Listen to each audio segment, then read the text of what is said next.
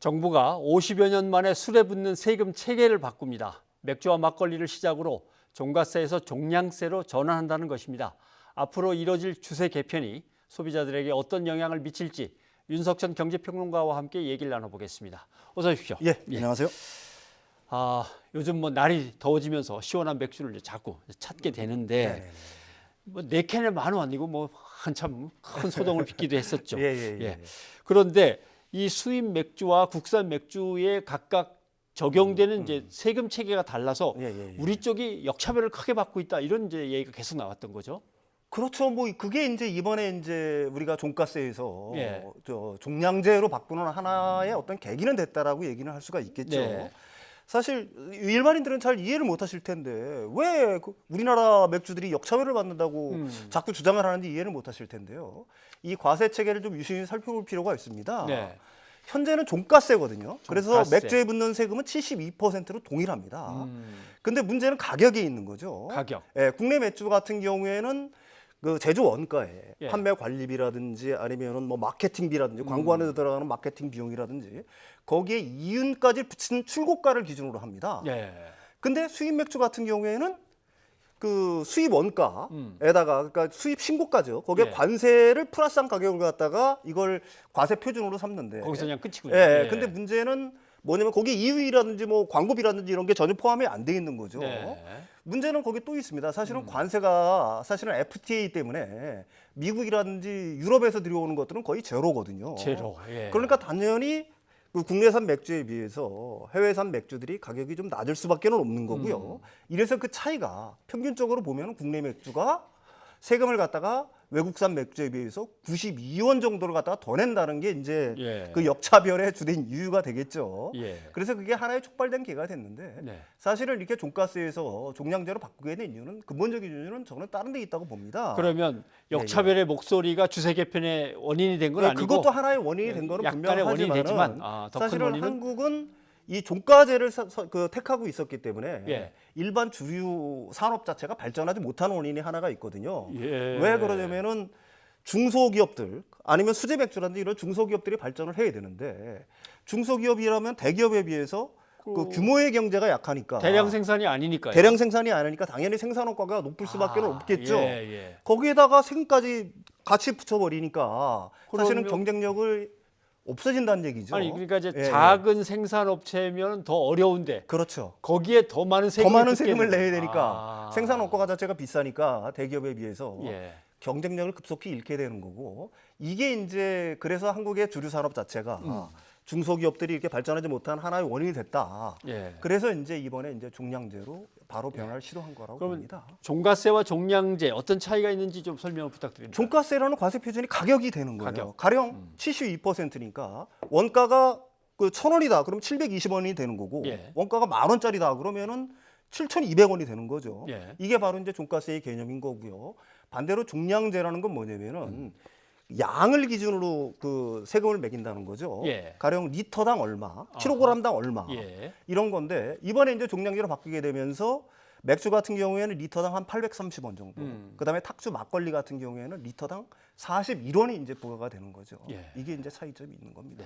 예. 뭐 모든 분들이 궁금해하는 건 내가 마시는 술이 그럼 비싸진다는 거냐 싸진다는 거냐 이제 그 문제인데 예. 술값의 변동은 어떻게 됩니까? 이거 좀 나눠서 봐야 됩니다. 이번 이제 그 주세 개편으로 해서 가장 큰 혜택을 보는 거는 캔 맥주고요. 캔 맥주. 네, 캔 맥주입니다. 예. 캔 맥주는 리터당 한 400원 정도의 가격 인하폭이 생기는 거예요. 오, 예. 그러니까 따라서 우리가 이제 편의점에서 보면 보통 500ml 같은 경우에는 2,700에서 2,900원에 팔리지 않습니까? 국산 맥주 같은 경우에. 근데 이게 200원 정도의 인하 여력이 생기는 거죠. 리터에 예. 한 400원 정도 여력이 생겼으니까. 그러니까 4캔에 10,000원짜리가 이제 가능해지는 거고요. 예. 국산 맥주도 4캔에 만 원. 예, 국산 맥주도 4캔에 10,000원짜리가 이제 가능해지는 거고요. 네. 반대로 이제 생맥주라든지 병맥주라든지 아니면은 페트 맥주 있지 않습니까? 예. 그건 약간의 인상폭이 생깁니다. 그러나 두 번째로 혜택을 보는 경우는 아까도 말씀드렸듯이 수제 맥주가 이제 가장 많은 혜택을 보게 돼 있는 거예요. 예. 기존에는 이제 생산원가가 높았기 때문에 세금을 많이 내서 경쟁력이 없었는데 이제 리터당으로 똑같이 세금을 매기니까 예. 이제 경쟁력이 생긴다고 볼 수가 있는 거고요. 수입 맥주 같은 경우에는 기존의 고가 맥주들 같은 경우에는 좀 내리겠죠, 종량제로 하니까. 네. 대신 기존의 저가 수입 맥주 같은 경우에는 가격이 조금 올라가는 어떤 효과가 있을 거고요. 막걸리 같은 경우에는 뭐 큰 변화는 없을 거라고 예. 예상을 하고 있습니다. 그럼 와인 막걸리는 뭐 변동이 없는 겁니까? 진짜? 막걸리 같은 경우에는 종량제로 변했는데 예. 와인은 이제 종가제를 그대로 유지하고 있는 유지하고. 소주라든지 종가제를 그대로 유지하고 있는 건데요. 이게 종가제를 갖다가 그대로 유지하고 있는 이유가 있습니다. 예. 그 소주 같은 경우는 대표적인 증류주잖아요. 예. 근데 증류주의 종량제를 일시적으로 다 해버리면은 소주 가격은 큰 변화가 없는데 위스키라든지 보드카 가격이 확 내려버려요. 확 내려올. 그러면은 예. 상대적으로 소주가 시장에서 좀 경쟁력이 밀릴 수 있다.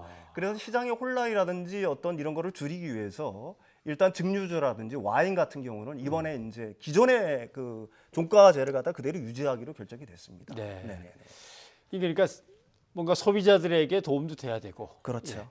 생산 업체도 뭔가 형평과 또 보호해야 될 거 보호해야 되고 네네네 그렇습니다. 또 국가의 수입은 좀 늘어야 되고 예. 고민할 게 많네요. 예. 그런데 이제 흔히 그 얘기 많이 예. 합니다.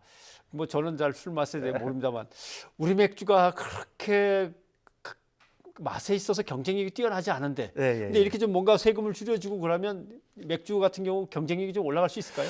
글쎄요. 일단 돌아선 소비자 입맛을 잡을 수 있을까라는 거는 저는 예. 의문입니다. 사실 수입 맥주는 2015년 한 8.5%에서 점유율이 뭐 2018년 한 20% 이상까지 치솟았거든요. 근데 이제 두 가지 이유가 있습니다. 이게 예. 수입 맥주의 질이 국산 맥주보다 일단 뛰어나다는 게 가장 큰 거고요. 두 번째는 수입 맥주를 갖다가 수입하는 회사들이 예. 사실은 우리나라 3대 대표적인 주류 업체들이 아, 수입을 해서 그렇죠, 팔고 있는 그렇죠. 겁니다. 예.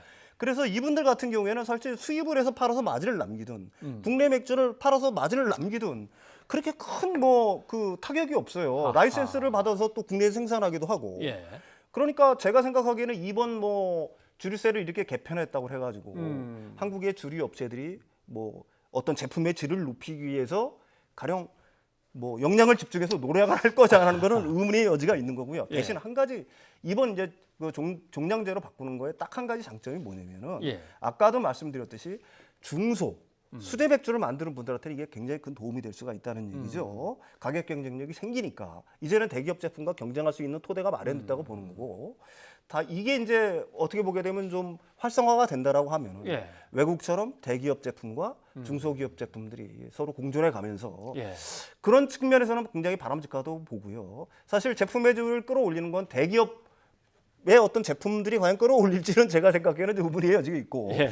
오히려 중소기업 제품들이 약진을 하지 않을까 이렇게 생각을 한번 해봅니다. 말씀 듣고 보니까 네네네. 국산 맥주 생산 업체에서 네네네. 자기네 맥주든 아니면 라이센스로 외국 맥주를 국내에서 생산해 예, 팔든 예, 수입해서 팔든 네네네. 셋 중에 어느 것이 돈을 벌든 뭐 예예예. 아. 예. 근데 다른 이제 특히 뭐 유럽 같은 경우 네네네. 여러 나라를 거치면서 여러 마을을 가면서 그 마을의 독특한 맥주들 그렇죠. 예, 예, 그런 예. 재미가 이제 우리는 없단 말이에요. 예. 그런데 뭐 요즘 방송 TV 같은 걸 보면 젊은 분들이 예. 의외로 수제 맥주 시장에 많이 좀 진출을 하고 있는 그렇죠. 것 같아요. 예. 외국에서 좀 배워오기도 하고 그래서 좋은 맥주를 만드는데 이번 이제 어떻게 보면 세제 개편이 이런 분들한테 큰 도움이 됐으면 하는 바람입니다. 예, 한번 네네. 기대해 보겠습니다. 네네. 유 선생님 고맙습니다. 예.